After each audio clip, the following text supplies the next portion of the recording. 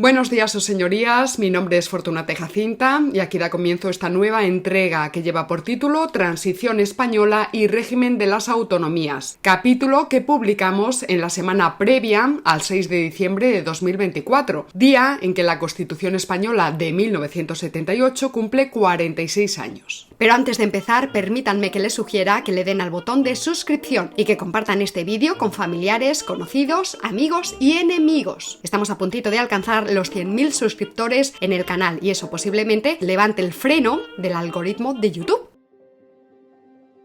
En capítulos previos ya hemos afirmado con contundencia que la catástrofe vivida en Valencia, Albacete y Cuenca ha revelado de forma absolutamente transparente lo que significa el régimen de las autonomías, régimen que con el paso del tiempo ha dado lugar a un Estado desarticulado, fragmentado, petrificado, paralizante, incompetente, imposible de gestionar. Y es que el régimen del 78, que objetivamente concede cada vez mayores competencias a las comunidades autónomas, configura, prevé, deja perfilada ya la fragmentación territorial de España y la fragmentación de la soberanía nacional, en favor de la creación de protoestados, de mini-estaditos. Es decir, la inercia histórica del régimen de las autonomías es distáxico, deja ver el acabamiento del estado de referencia, el acabamiento de España. El problema es que nuestro marco constitucional se redactó pensando que se iba a producir de manera espontánea la lealtad de las distintas formaciones políticas para con la nación española. Pero esa lealtad no se ha dado. De hecho, lo que tenemos ahora mismo en el gobierno es un grupo grande de fuerzas que se autopresentan como progresistas y que atentan abiertamente contra el Estado-nación. En suma, unos partidos postulan la unidad territorial y el respeto a la soberanía nacional, y otros partidos apuestan por el recorte de la soberanía en función de ciertos privilegios territoriales siguiendo criterios etnolingüísticos. El propio modelo confederal que pregona el PSOE declara expresamente que España es un Estado plurinacional y que hay que dar cobertura jurídica a las distintas naciones que hay en su seno, es decir, que hay que reconocerles su soberanía. Es decir, el PSOE interpreta que en España hay partes que son separables de las demás y que hay que trabajar para reconocerlas como sujetos de soberanía.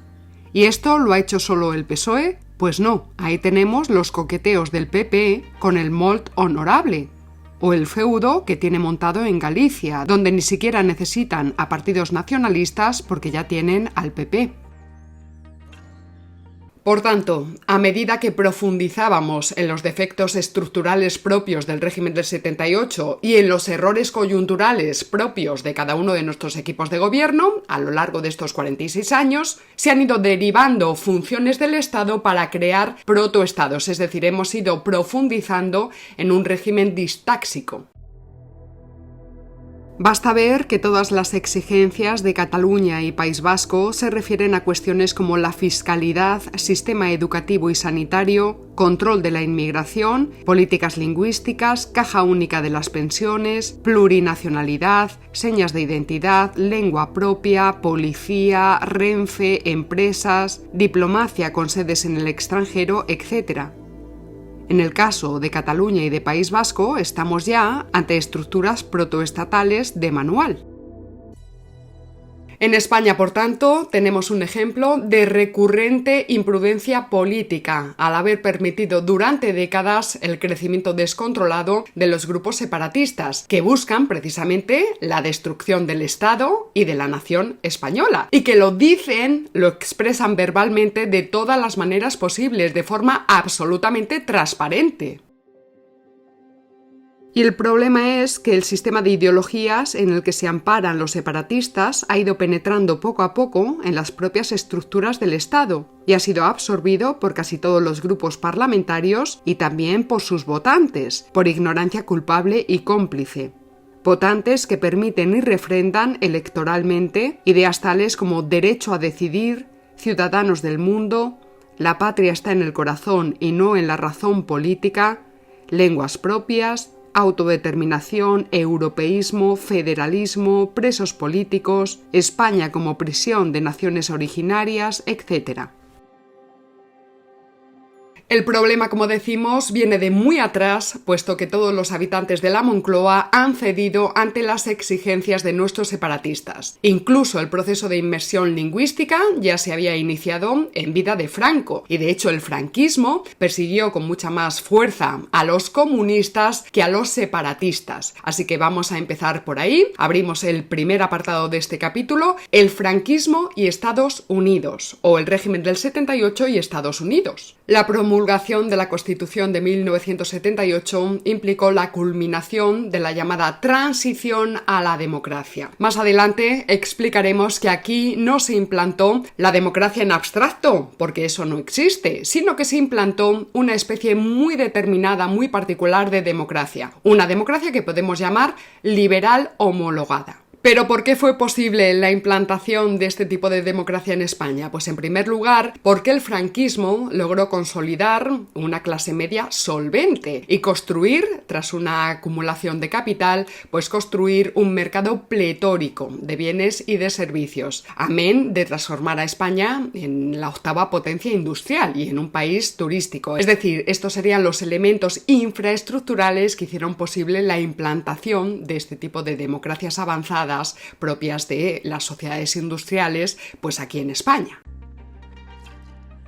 En su obra Panfleto contra la democracia realmente existente, el filósofo español Gustavo Bueno explica que si la transición española fue un éxito, no se debió tanto a las bondades atribuidas a la democracia para curar la enfermedad política atribuida a la dictadura, sino a que en los años de la dictadura franquista se habían desarrollado ya los gérmenes de una sociedad de mercado de consumidores, que simbolizamos en el utilitario SEAT 600, que había alejado a la sociedad española de la situación prerrevolucionaria en que se encontraba en los años de 1934 y 1936, cerramos comillas. En segundo lugar, en España se pudo implantar ese género de democracia porque tras la Segunda Guerra Mundial y durante la política de bloques de la Guerra Fría, España se situó bajo la órbita de influencia geopolítica de Estados Unidos, principalmente porque el régimen franquista era radicalmente anticomunista. Es decir, con una Unión Soviética vivita y coleando, a Estados Unidos le interesaba muchísimo maniobrar dentro de la España franquista para ver qué pasaría una vez muerto el caudillo, y por esa razón intervino activamente para consolidar aquí en España una élite socialdemócrata que pudiera liderar políticamente España tras la muerte de Franco, parando los pies a los comunistas. Es decir, aquí lo que tenemos es lo que decimos constantemente en este canal, la socialdemocracia como esa generación de las izquierdas que fue domesticada precisamente para pararle los pies a la izquierda radical y revolucionaria, es decir, a la izquierda comunista. Y en ese proceso a Estados Unidos le interesó también alimentar a los separatismos aquí en España, dado que Estados Unidos prefería una España rota antes que una España roja. Si tú pones a la clase obrera española a pensar en cuestiones de hechos diferenciales y de regionalismos y de naciones puras, pues van a empezar a votar a partidos separatistas, no a partidos comunistas. Eso es exactamente lo que ha pasado en España.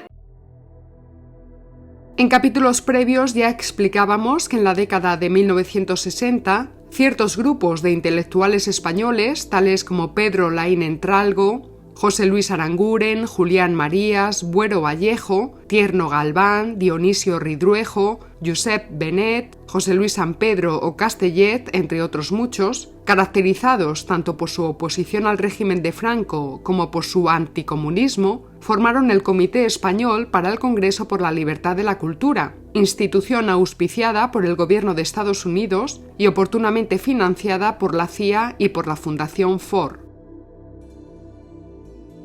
Y sí, señorías, aquello fue una conspiración, que no una conspiranoia, porque conspiraciones las ha habido siempre y seguirá habiéndolas a lo largo de la historia.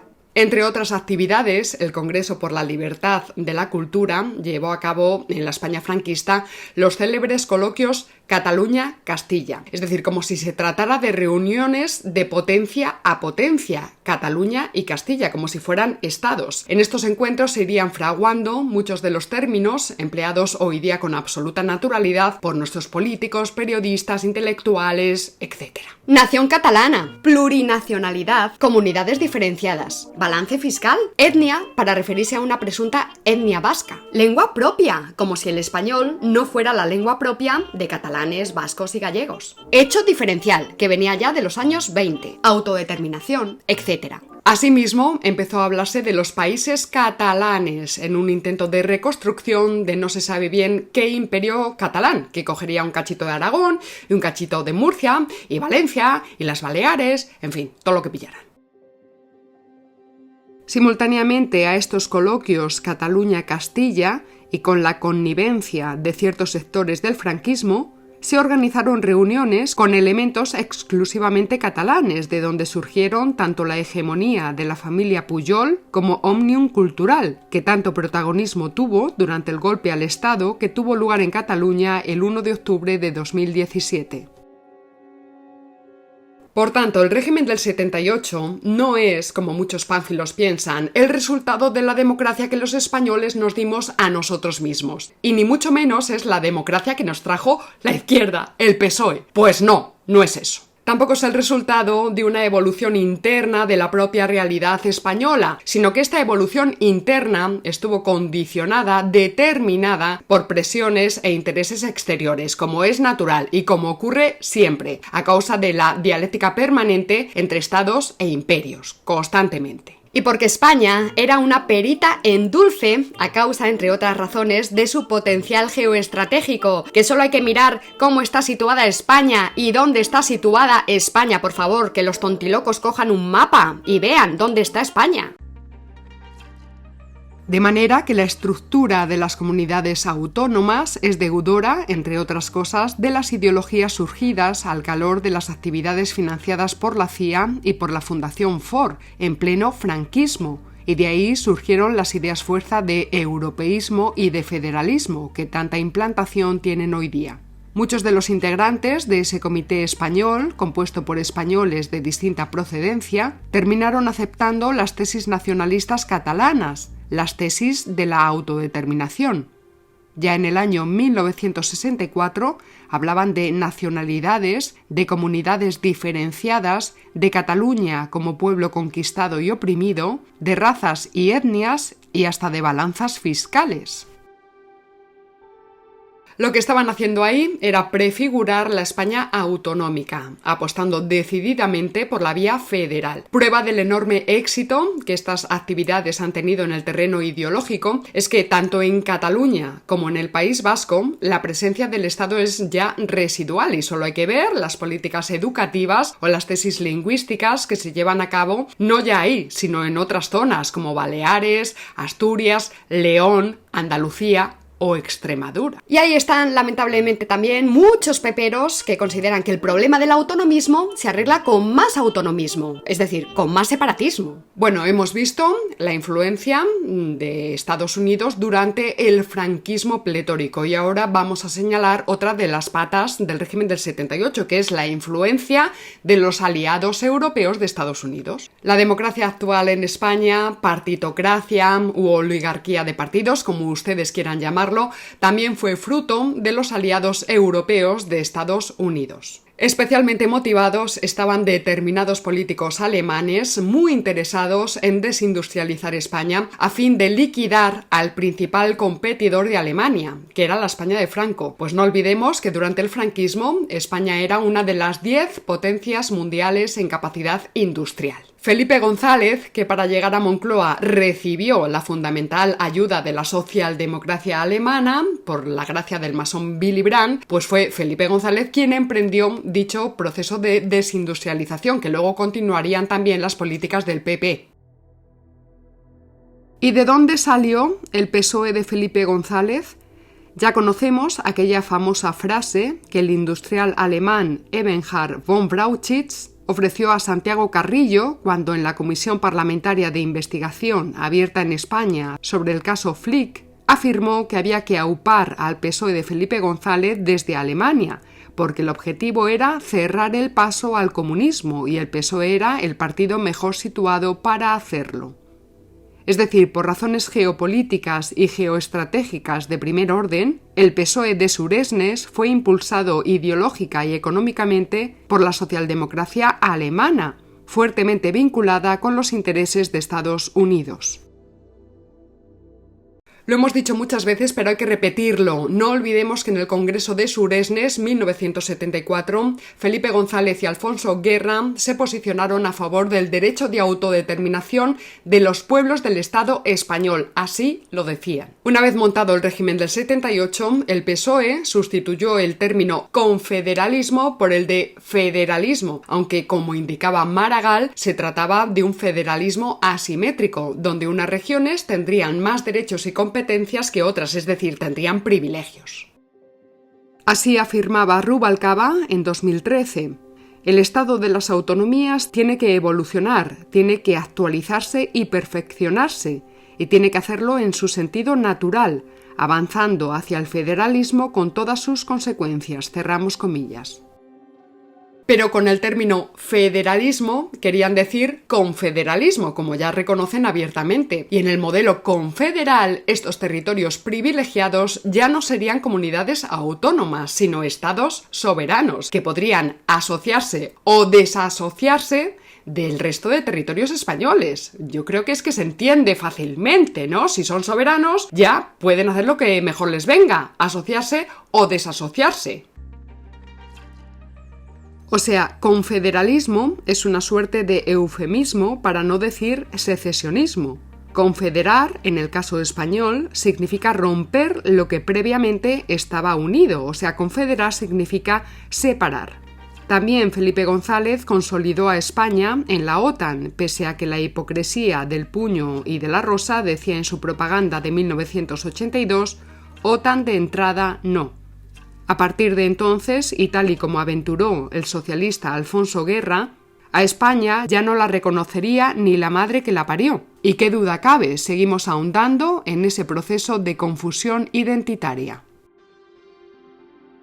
Vamos ahora con el siguiente apartado. ¿Contra qué se pensaba cuando se organizó el régimen autonómico? Ya hemos tratado estas cuestiones en el canal, pero vamos a tratarlas así todas juntas. Pues se pensaba sin duda contra el centralismo del régimen anterior, contra el centralismo del régimen franquista. Un estado fuerte y centralizado mutó en una serie de reinos de taifa que pueden dar buena explicación de por qué estamos como estamos. No hay que olvidar, sin embargo, que las comunidades autónomas aún no existían cuando se plasmó la Constitución de 1978, aunque su famoso artículo 2 ya está preludiando lo que iban a ser estas unidades descentralizadas.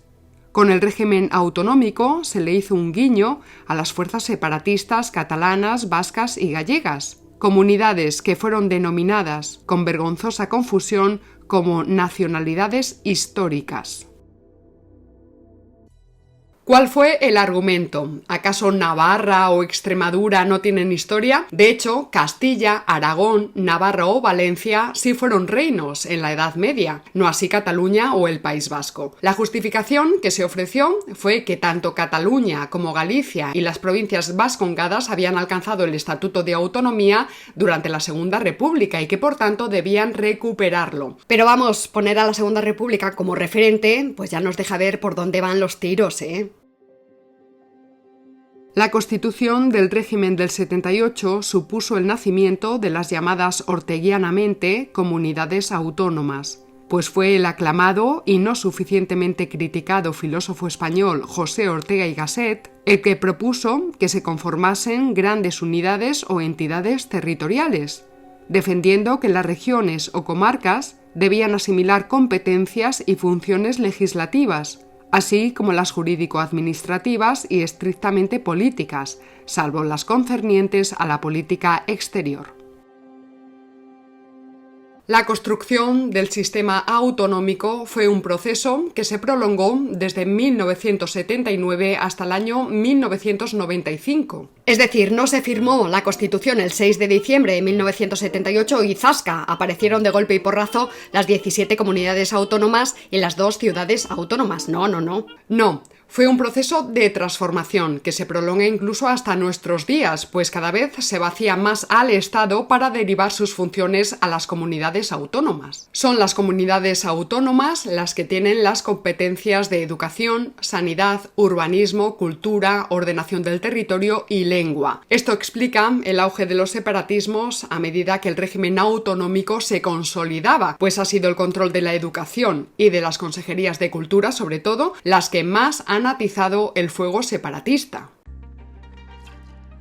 Así se han ido subvencionando los folclores de las respectivas regiones, ninguneando la cultura común española, y se han sacralizado las lenguas locales, bloqueando incluso el derecho y la obligación a aprender y usar la lengua española, que es la lengua común a todos los españoles.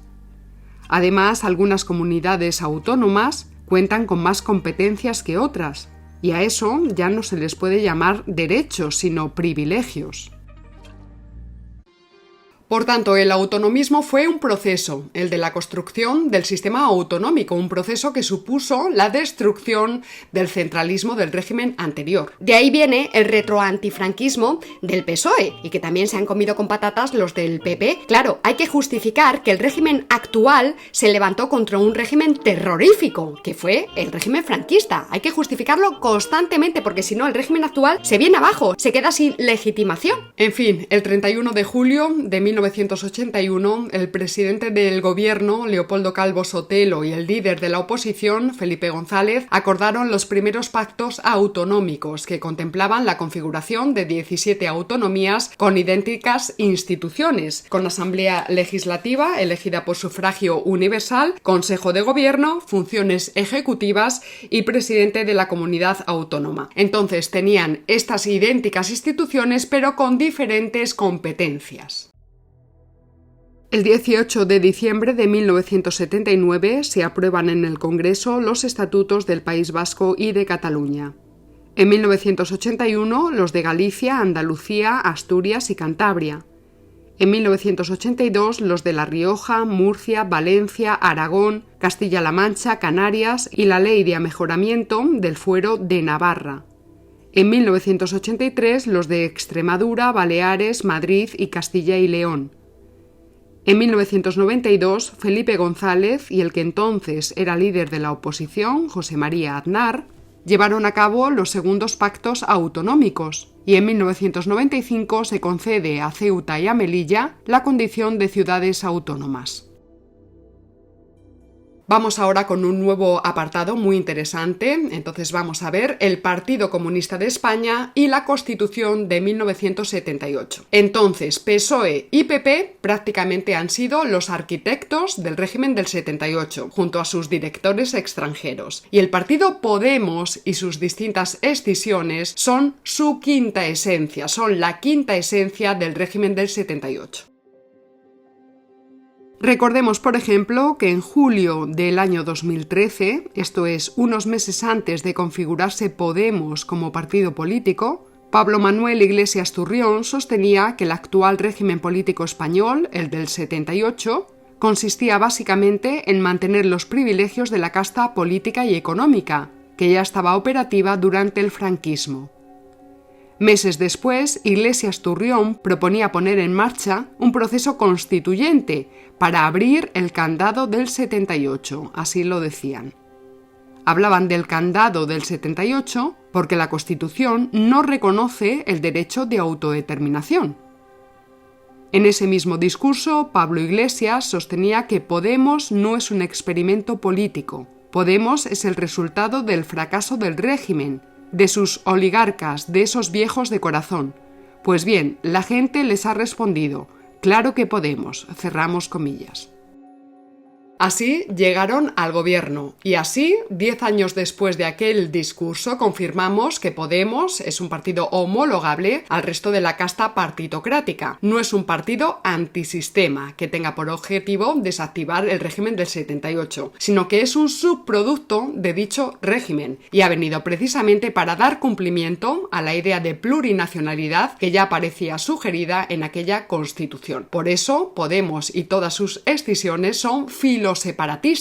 De hecho, Podemos ha pasado de entender la Constitución como un candado, puesto que no reconoce el derecho de autodeterminación, a reivindicarla como el camino seguro hacia la balcanización de España, a través de las urnas, a través del derecho a decidir. En efecto, en el año 2019, con Iglesias Turrión ya en el gobierno, llegaría a decir que la Constitución del 78 es la mejor vacuna y un cinturón de seguridad para proteger a España de la extrema derecha, así se expresaba.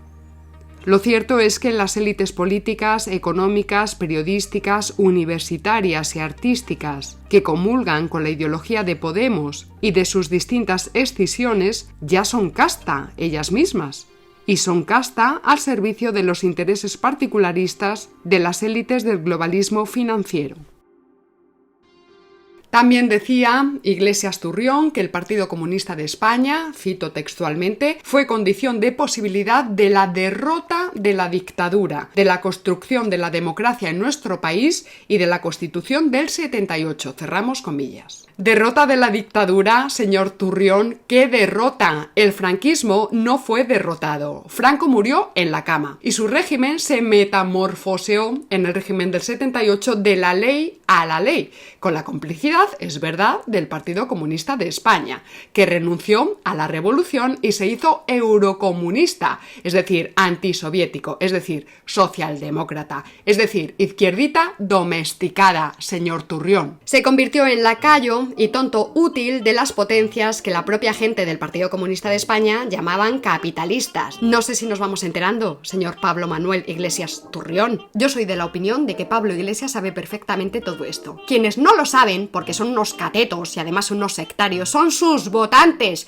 que están ¡abobaos perdidos, caracul! En definitiva, la transición y la consolidación de la partitocracia coronada sepultaron definitivamente al comunismo en España, ya que el Partido Comunista de España renunció explícita, formal y materialmente a la vía revolucionaria y violenta, aceptando la vía parlamentaria y democrática, es decir, aceptando la vía socialdemócrata. El Partido Comunista de España se opuso a la ruptura y se arrodilló ante la continuidad. Todo quedó atado y bien atado para que prosperase la democracia homologada sobre la piel de toro. A ver si se enteran estos melendis de la vida, chiripitifláuticos.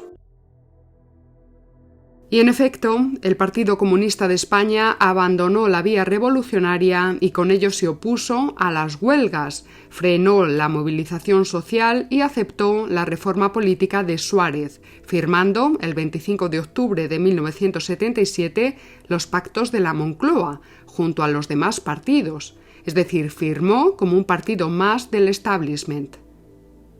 Y en dichos pactos consintió la reducción salarial del 10%, la restricción de la política monetaria, lo que perjudicó a pequeñas y medianas empresas, la libertad de despido y permitió que no saliese ninguna novedad en reforma fiscal. Y con los años se cederían toneladas de soberanía a la Unión Europea, ese laboratorio de gobierno mundial, tal y como decía Javier Solana, y tal y como repite José Manuel García Margallo. Por mucho que Juan Carlos Monedero diga que Franco murió en la cama, pero el franquismo murió en la calle, pues lo cierto es que no hubo levantamiento popular contra el régimen franquista. A pesar de ello, la doctrina oficial del fundamentalismo democrático, que afecta tanto a los unos como a los otros, unos y otros con H, al decir de Unamuno, pues bien, estos fundamentalistas democráticos reconstruirán de este modo su historia inmediata. El diabólico régimen opresor del dictador Franco mantuvo al sacrosanto pueblo español confinado en las tinieblas y en el oscurantismo durante 40 años de terror, miseria y mentira. pero entonces llegó la democracia y con ella la libertad y el progreso. Aunque los fundamentalistas democráticos a uno y al otro lado del espectro ideológico no lo digan, saben que tanto los comunistas del Partido Comunista de España como todas aquellas facciones surgidas al calor del diálogo cristiano-marxista fueron tan responsables como los franquistas de la venida del régimen partitocrático coronado, un régimen mucho más corrupto, tanto en lo delictivo como en lo no delictivo, que la llamada dictadura. Pasemos ahora al siguiente y último apartado, antes de las conclusiones, apartado que hemos titulado La democracia del régimen de las autonomías. Empecemos por lo básico. No existe la democracia así en abstracto, sino que democracia se dice de muchas maneras. Por ejemplo, la democracia española es la democracia de 1978 y no es lo mismo hablar de la democracia española del 78 que de la democracia de Pericles. Lo que tenemos ahora en esa región del mundo que llamamos Occidente es una especie concreta de democracia, a la que llamamos democracia liberal, democracia parlamentaria, democracia avanzada, un tipo de democracia que Gustavo Bueno clasificó como democracia pletórica. Por tanto, reformulamos la democracia no como la expresión de la voluntad del pueblo, que es una idea puramente metafísica, sino como democracia pletórica, un tipo de democracia que es propia de nuestras sociedades industriales consustancialmente ligadas a la economía de mercado pletórico, de bienes y de servicios, y al estado del bienestar. Este tipo específico de democracia es la democracia de los consumidores, que está vinculada a la idea de un Estado al servicio de los ciudadanos. A este tipo de democracias también las llamamos democracias homologadas. ¿Por qué? Pues porque están homologadas entre sí por mediación de Estados Unidos a través de estructuras supranacionales vinculadas sustancialmente entre sí, sobre todo después del hundimiento de la Unión Soviética a principios de la década de 1990. Es decir, hablamos de un sistema de democracias liberales homologadas entre sí. Una serie de democracias, una serie de estados que se encuentran bajo el paraguas geopolítico, bajo el orden geopolítico de Estados Unidos, el imperio realmente existente. Y este es un detalle importantísimo, dado que estas estructuras, tales como la OTAN o la ONU, dictan u orientan muchas de las acciones que luego cada una de las democracias empíricas, concretas, la francesa, la alemana, la portuguesa, etc., tienen que poner en marcha en cada uno de sus respectivos estados. Justo ahí es donde se produce gran parte del proceso de ecualización ideológica, de igualación, no solo entre los distintos partidos políticos dentro de cada estado, sino entre unos estados y otros. Ahí está ya disolviéndose la distinción entre izquierdas y derechas. Mi tesis es que la posición ideológica hegemónica tanto en América como en Europa es la socialdemocracia y que ahora las diferencias más agudas se sitúan entre una socialdemocracia globalista progresista, a la que no le interesa la defensa de los estados-nación, y una socialdemocracia de corte más clásico, que no ha perdido la referencia de los estados-nación para poner en marcha los planes de acción social. Otro detalle relevante que habría que señalar respecto de estas estructuras supranacionales que guían y homologan entre sí a las distintas democracias liberales es que todas ellas son organizaciones jerárquicas, incompatibles con los procedimientos por consenso. Ninguno de los burócratas que toman decisiones en las altas instancias de estas organizaciones supranacionales tipo la ONU, la OTAN, la Organización Mundial de la Salud, la Organización Mundial del Comercio, el Fondo Monetario Internacional, Banco Mundial, etc., ninguno de ellos ha sido elegido democráticamente. Y estas estructuras funcionan así, no como meras reliquias de sistemas no democráticos previos, como si fueran intrusiones anómalas, sino como formas constitutivas de los propios sistemas democráticos. Estos organismos supranacionales solo pueden funcionar de manera jerárquica. Por cierto, estas fórmulas jerárquicas son también la forma de organización del ejército, de la policía, de una iglesia, de una empresa, de una escuela o de una orquesta. Estas instituciones no podrían funcionar de otra manera, a ver si se enteran los fundamentalistas democráticos. Subrayaremos, por tanto, que estas democracias liberales, democracias homologadas entre sí a través de Estados Unidos, tienden a ecualizar a los partidos políticos, igualándolos. Por eso, estos países se parecen tanto entre sí cada vez más. Por eso, el PP se parece tanto al PSOE.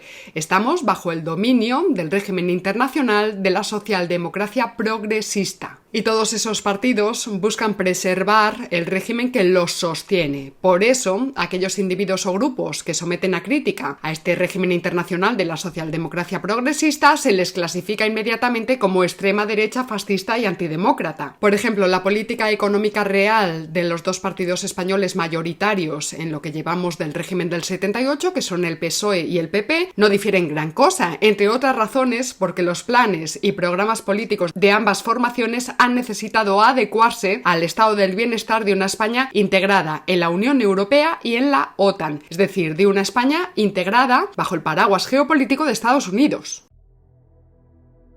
Pero las democracias exigen la competencia en las urnas. Y puesto que las democracias avanzadas de corte capitalista tienden a igualar en lo político a los distintos partidos, las agrupaciones autopercibidas de izquierdas han necesitado llenarse de contenidos subculturales, antropológicos y sobre todo morales para poder competir en el mercado pletórico de candidatos. Esto es, para poder marcar distancias respecto de su principal antagonista, en el caso de España, frente al PP. Es decir, como los partidos políticos se parecen cada vez más entre sí, por cuestiones prácticas, necesitan poder diferenciarse de alguna manera para competir en las elecciones. Ahora mismo, la única generación de izquierdas que persiste de alguna manera en Europa y en América es la socialdemocracia, pero se trata de una socialdemocracia muy transformada. Lo explico precisamente en este libro mío del año 2023, titulado El fin de la izquierda, pero que podría yo explicarles que es, pues, el análisis de los mitos, de las ideas fuerza de esta socialdemocracia progresista, que es la que ahora mismo tiene la hegemonía. En España, todos los partidos políticos realmente existentes, es decir, con representación en las Cortes, son socialdemócratas, al menos en gran parte de sus tramos ideológicos. Recordemos que la Constitución de 1978 especifica que España se constituye como un Estado social y democrático de derecho. Estado social y democrático de derecho, es decir, la democracia española del 78 es socialdemócrata o socialdemocratizante. No estoy diciendo que PNV, PSOE y Vox sean lo mismo. Lo que digo es que las diferencias ya no son de género, la socialdemocracia,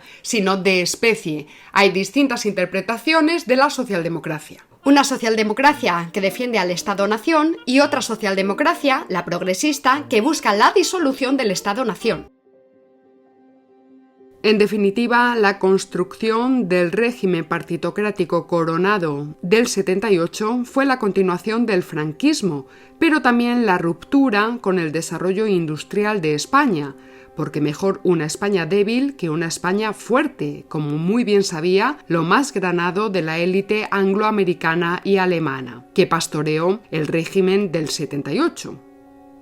Esa construcción de la democracia supuso la desmarxistización tanto del Partido Comunista de España como la del PSOE, convirtiéndolos en partidos socialdemócratas domesticados, es decir, en partidos del establishment.